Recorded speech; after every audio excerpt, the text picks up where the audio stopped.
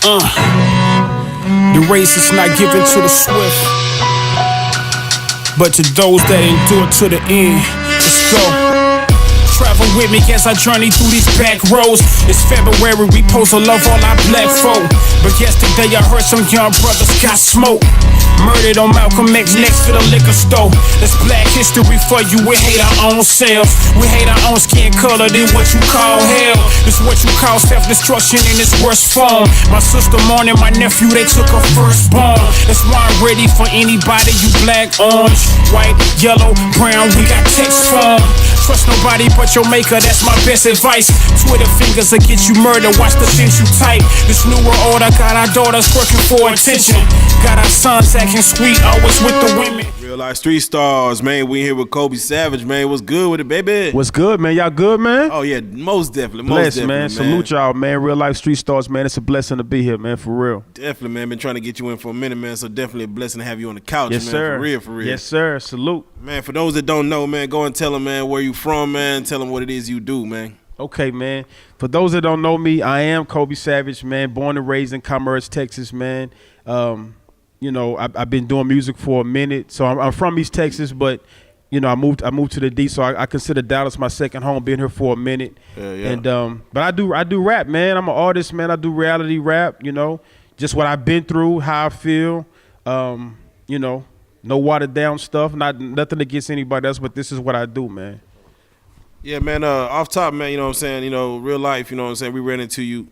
You know, many times off top, man. Salute. Definitely one of those situations was the Conscious Connect Cypher, you know what I'm saying, back in the Gap, you know what I'm saying. Let me touch on this one, man. 'Cause I filmed that joint, you know, so I got to see it live, bro. Yeah. You know, we was out there just trying shit, but man, it was significant. You rapped in front of the KKK. Yeah. It was a KKK symbol, man, and you was going off spitting them bars, man. Tell them how you got into the Conscious Connect situation. Doing some Cyphers with them. That's our brothers, you know what I'm saying? Yes, sir. And tell them the significance of that, you know, that freestyle in front of the KKK. Okay. With that whole situation with them, I can't think of my dude name right now because I'm really bad with names. But the homie that's the head of Conscious Connect, he came through my house. I was living over in the north, and we did an interview at my house.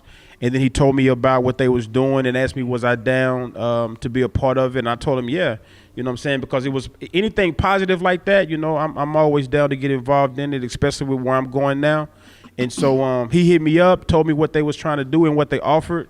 I did a show with them, and then they was like, yo, let's go down to the museum down in South Dallas, the Black Museum and History Museum or whatever. So we went in there and we shot the video. Y'all was there with the cameras or whatnot, and I was going through that, and they got all this African art and all this beautiful stuff, man, and which I never knew was there. So it was a blessing to be a part of it. And then we got to this area where they had a picture of a KKK hood or whatever, the whole outfit. And so because of, you know, that's part of our history. You know, our people used to run from them and be terrorized by them, and you know. That's a part of Black history almost, you feel me? We had to deal with that as a problem, and we still deal with it. It's just they don't got the hoods on or whatever. So I just felt like it would be dope to rap in front of that. Yeah. You know what I mean? So that's kind of how the mindset came. When I saw it, I was like, yo, that's going to be my scene.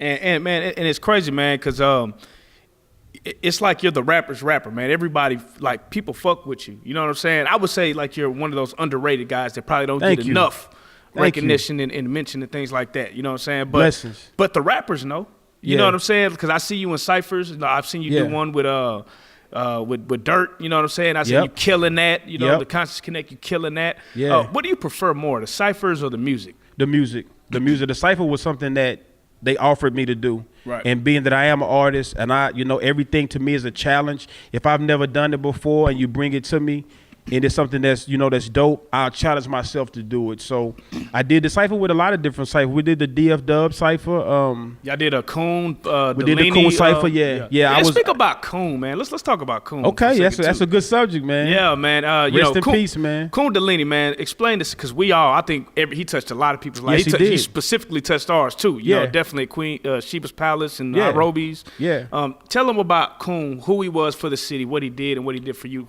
The legacy that Coon carries with him is just the you know, he was a hardworking person. He was a person that was for the artists, for creating platforms. He was a person that was pro music, underground music, original music. He was the kind of person that would, he was a mentor. He's going to tell you what he sees in your performance and what needs to be better with your music. He's the kind of person that, you know, if you're working and you're ready to get in the streets, he's going to be there with you. He got big acts coming in. He's putting you on with those big acts. So he was all of that, you know what I'm saying, for the city. And I think that's why they did so much for him, even with the radio station when he passed. But he was just a guy that had a lot of wisdom and business savvy about himself when it came to the music in Dallas. And he really believed in the Dallas music scene, man. Right. He really and truly believed in that. So for me, coming from East Texas, he was the first guy that I met that put me on stage performing at Nairobi's. Right. That was Nairobi's my first time. was the spot, that was my boy. first time ever performing that I ever performed in my life in Dallas on stage by myself, being from East Texas. So it was all that energy coming in to me jumping in front of everybody performing. And I never forget, there was cats performing before me. And, you know, sometimes when you rapping, you know, people that's in the building, they're not paying attention to you. Right. You know, they at the bar, they talking, they having fun, they enjoying themselves. So I said, before I went on, I said, man, I'm going to watch those same people. And if I start rapping and I can get those people to pay attention, I think I got something. So I got up there, I rapped, and I was noticing people that were shooting pool was stopping. What song, by the way, would you rap? Man, it was a long time. I don't even remember. Yeah, I done did so many songs since then. Right. But he put me on stage, and it was a rap after that, man. So I was always working with him throughout my career. So when he passed, it definitely affected me. And I was down at the Absinthe Lounge doing a Rip the Mic show, and Trilogy was there, All D and J King, and just seeing them brought back memories of us doing the Metro Music thing when Coon was living. Right. And I said, bro, we haven't did a video for him. Like, we need to do something for Coon, just for Coon. And so that's how that came about. I reached out to a few artists, the ones that were receptive and hollered back. We got the track, wrote the hook, and sent it out, and we made it happen. Shout out to First Eye Media for shooting the video as well. Oh my God, they killed that. Thanks, man. And I see, and I definitely see, you work with QP a lot, you know, and that's dope, man, because I feel like y'all both kind of the same type artists. Y'all talking about some real street shit. Yeah. But it's in a different way. It's not typical traps. You know, it's like it's got its own vibe and style to it. You know what I mean? With Coon being gone, man, you know, it's kind of been like a huge void.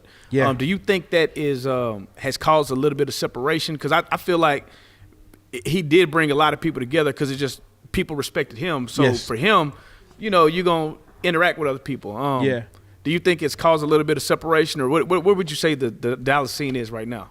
I don't know if it's caused any separation. I think change is the only constant. If people pass, things change. Nothing remains the same. No 2 days are alike. So I feel as though even since he's been passed, Deep Elements changed. Yeah. You go to Deep Elements, it's not the same no more, bro. You know what I'm saying? They down there doing different stuff right now. So you have to have different venues and different connects. Coon had a lot of connects with a lot of different places. So there are some people out there that are still providing platforms for artists to showcase their talent. So far as my opinion or my outlook on the Dallas scene right now, I think it's a great time to be in Dallas and making music, man. I really do. Yeah. I don't know whoever might feel different, but I feel like it's a great time to be here making music. I think if you really are about your music and you putting out good material, you investing in yourself, you can get these people on your team, man. It's a humongous city. It's millions of people here. And from what I've seen, the time that I've spent here and the artists that I've met, that I know and that I don't know, there's great music here. Right, absolutely. There's great music here. And I ain't talking about just no rap. I'm talking about R&B. I'm talking about the arts, drawing, whatever. I come across a lot of different people that are into the arts. And Dallas is one of those cities that it's going to come too, though. Yeah. It's going to come. The shine is going to come. And a lot of people are going to be able to eat off of it. But we just got to keep pushing. So gotta keep pushing. Let's touch on your music. Some of the music that you've put out. Give them some of your previous work that you've done, and give them what you're working on now. My previous work, well, the project that I just recently dropped, my testimony, is available on Bandcamp.com. It's available on Bandcamp.com, so you can log on and get that. You know, the work in the past, I got 187. That's available on datpiff.com. That was a CD that I featured a lot of dollars from a lot of artists from Dallas. That's probably the CD that I had where I look back and was like, yo, you had features, man. You had everybody on there. We had Pookie on there, Lucci. We had Indigo. I mean, Porsche 9. Yeah. I mean, there was so many different artists on that. I can't remember everybody, but I worked with a lot of people on that project. And so other than that, you know, East Texas State of Mind, Money Over Everything. The list really goes on and on. I've dropped a lot of projects. I'm the type of cat that I'm always recording. And when I get the feeling of it, I just put out music. But right now I'm working with Villa Cooler Media, and we just banging out tracks. We just released a single called Worldwide. The video is on my Facebook page on my Colby Savage account, so you can log on and check that out. Hell yeah. Yeah. Man, and for what you call reality rap, man, tell us what that actually is and what that means to you. Reality rap is just, it's me telling my story, me telling how I personally feel about the world, you know what I'm saying, or about certain situations, drawing from my personal experience. Being able to work with a producer who has created a track from the reality of his mind, and then as an artist you get it, and then the beat speaks to you, and then that reality comes out and you lay it over it. I always said with music, man, you do what you want to do. You got a lot of different artists that like to follow trends or what's going on. There's nothing wrong with that. But for me, if you look at the legendary people, the artists who have been around for decades, who have made a mark, who are like a household name, there's no one else like them. There might be somebody that sound like them, but there's no one that's like that artist, Right. So originality, reality rap, all that kind of is what I'm about, you know what I mean? And it's been like that since the beginning. It was always like, if you rapping, you gotta be talking about something. Tell me something. Put some meat on my brain. Speaking of, now with artists such as, with the Meek Mill and Drake situation, as far as coming out saying that you have ghostwriters now, and it actually comes out, of course we learn of the Dr. Dre's ghostwriter, Tupac had ghostwriters. When you become to a level of that success, people do tend to get help. So what do you feel about artists that maybe have whole verses written for them or partial verses written for them when they're at that level? That's a good question, man, because we had a talk about this maybe a week ago, some cats that I know. And me personally, it takes away from how I feel about you as an artist. That's just me. It takes away from how I feel about you. Because I listen to music to hear really what you've been through. Yeah. And what you think. Exactly. And see if I can draw something from that. Because to me, music is about relation. I don't want to be relating to you through what somebody else been through. Right. That's just me. Some cats say, it's an art. They're still artists. They know how to deliver those lyrics that were written for them. But me personally, when I run out of something to say, I don't want to do it no more. Yeah. If I ain't got nothing else to say, I can't come up with nothing on my own. Because, with reality rap, as long as you living, you're going to be going through something. No, I don't care how much money you got. I mean, your life can't be peaches and cream every day. Exactly. You're not doing, you know what I'm saying? So with me, it's like when you talking about your life and you making music, my music has followed me as I have grown. As I grow spiritually, as I grow in every way, my music matches that. Definitely. You know what I'm saying? And so that's how I feel like it should be. But that's, like I said, that's my opinion. Most definitely. As far as what used to be like back in the 90s and things of that nature, where artists used to get actually signed to labels, and now we have a more independent game going now just from the internet and everything else. What do you feel about the independent game compared to the labels coming out and signing people deals? You know what I'm saying? I personally think that the independent is the route to go. Yeah. I think if you can be independent, which I ain't gonna say think, I know if you got a drive to do it, you can be independent. I would rather be independent than signed to a label. I think when you're with a label, I mean, of course you get put into that machine. You have great promotion. They're going to put your face everywhere. But all that sometimes ain't what you need. I think you can do the same thing by yourself and get connected with the right people, and then be able to employ other people and put on other people when you want to, the people that you feel like should have an opportunity. I think with a label, just me where I'm at in my career, I wouldn't want a record deal. It might sound crazy to some, but I'd rather be independent, man. I think you have more creative control of your music. You have control of your money, who's touching your money, what kind of shows you want to be, where you want to go, how you want your visuals to look. You have more control. So why not be independent, man? Most definitely, man. What is a day in the life of Colby Savage, would you say? God and kids, man. Right now, today, God and kids. I give glory to God on everything that I am and everything that I'm finna be. Without him, it wouldn't be no me. Other than that, I'm with my kiddos all the time. They're a handful. I got two girls. I got two boys. I got two girls that live with me and a boy that lives with me. So My hands are pretty much full with them, and when I'm not doing that, I'm writing. I'm always writing, or in the studio. Go to the studio like every Wednesday, record. So that's really it, man. God, family, and then music. Yeah, man. I know. Little smoking every now and then. Yeah. Nothing wrong with that. But yeah, man. You know, a couple of videos that I've come across, man. I've seen, and it's almost like you got that message in your music, also. Yes. You know, how important is it for you to make sure that we're teaching these people that are listening to this music, because now we see so much of the kids with the guns in the video, and now you can actually see it getting worse. Yeah. You know what I'm saying? So, like I said, how would you say how important it is for you to give that message out to the people that are listening? For me, it's the most important thing. It's nothing more important for me than getting the right message out to the children. I have kids. And so many times as artists, we say, well, you know, that ain't my responsibility. I ain't no role model. Their parents supposed to be doing that. But that same artist will, in an interview, will say, well, I didn't have no parents, and this rapper right here raised me. He taught me how to be a man. Right. So now that you're in that position, you have that platform. There's power in music, because if it wasn't power, they wouldn't be buying your record. Right. If it wasn't power, you wouldn't be able to sell out a venue. These cats are selling out venues. So there's power in what you're saying. They're coming to see you for a reason. Right. So it's just up to you on how you use your power. Are you going to use it to be a positive influence or a negative influence? We can't close our eyes and act like the negative ain't occurring. We see it all the time.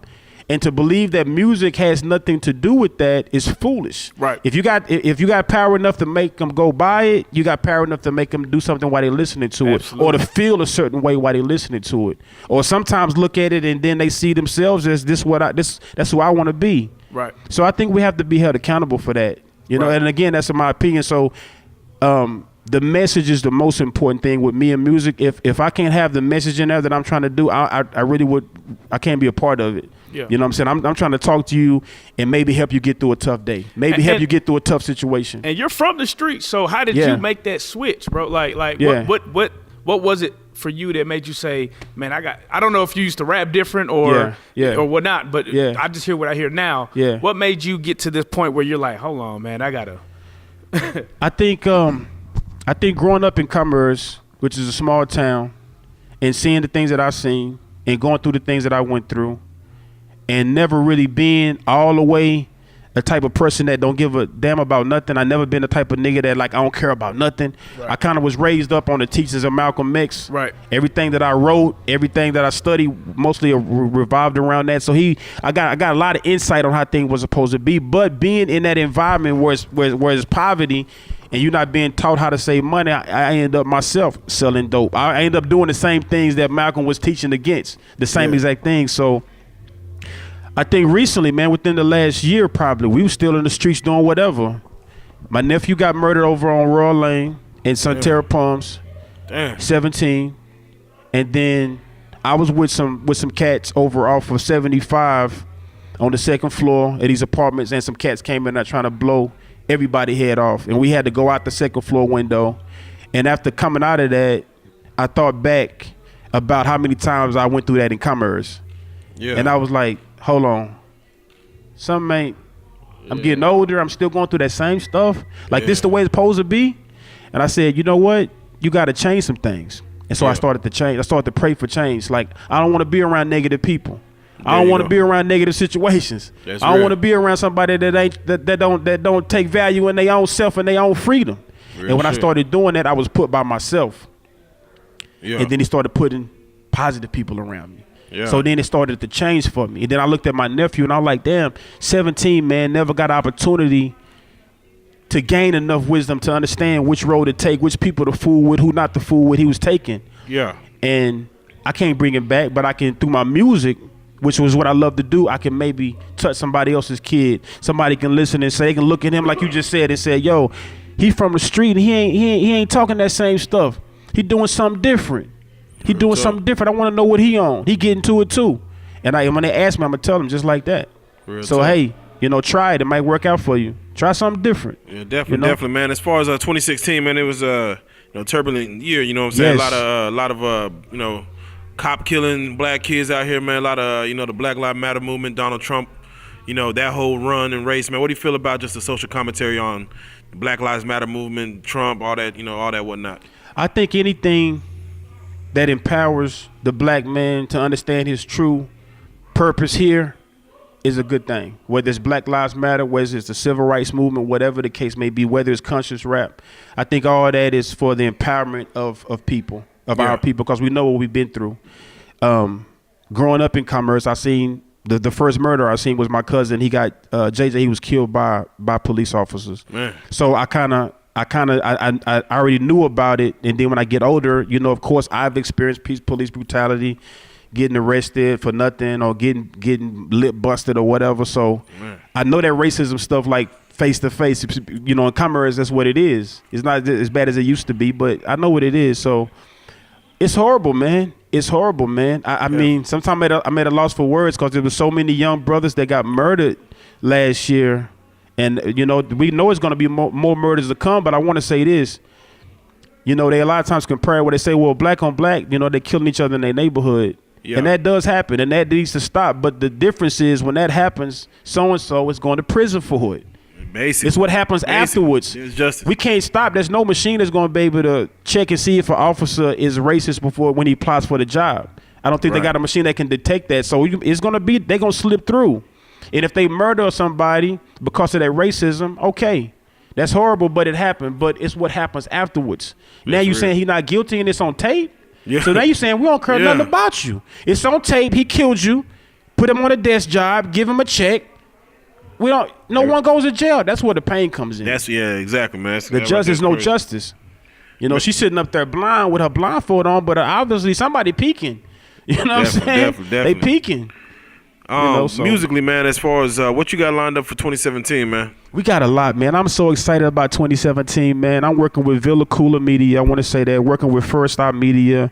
We're just making moves, man. We dropping records, and we just pushing. Going in a positive direction, and that's the biggest thing. We're going in a very positive direction. We just dropped Worldwide, the video. We just dropped Black History. Villa Cooler shot that video. We got South by Southwest coming up. We got the show in Fort Worth with Crooked Eye and Jay Champ coming up on the 14th. Oh yeah. So we're just working, man. We working, trying to move in a positive direction, man. Trying to put on for East Texas and Dallas. You know what I'm saying? Underground Texas music, man. Real talk, man. What's your social media game like, man? Yeah. Social media game is it's bubbling right now. It's doing a little something. I'll be on Facebook, promoting. Be on Instagram promoting. We'll be on Twitter, so you can hit me up on Colby J Savage on Twitter. Mr. Colby Savage Mr. Colby Savage on Twitter, Colby J Savage on Instagram. Matter of fact, just Google Colby Savage. Yeah, there you go. Yeah, just Google, and everything will pull up. Black History. And go watch Black History, man. Hey, this brother right here. Thanks, man. Go watch this man, bro. Yeah. This the type of shit y'all need to be looking at, man. Yeah, Black History was a dope video, and the importance of that video was we was able to shed light on the Freedman Cemetery. You from Dallas and you don't know about that cemetery, you never been, you need to go visit it. It's on 75 and Lemon, and it has a lot of history. Those are the original black settlers that came to Dallas and that died in Dallas, and they were originally on 75. They built the highway on the top of the cemetery, and so that's how it came about. They took those graves, moved them across the street on Lemon, right across from that Walmart, and they made it into a memorial. So they have poetry written all over the walls about Black history. They have these different sculptures depicting Black history. It's just the energy is just you got to go there and visit it, man. So the video kind of sheds light on that location because we shot it there. Definitely, most definitely, man. Colby, man, you got any shout outs you want to give, man? Man, everybody that's been instrumental in what we're doing and trying to push the agenda forward, y'all already know who y'all are. Don't need to say no names. The biggest shout out go to G.O.D., none other, man. All day, every day. Shout out God, man.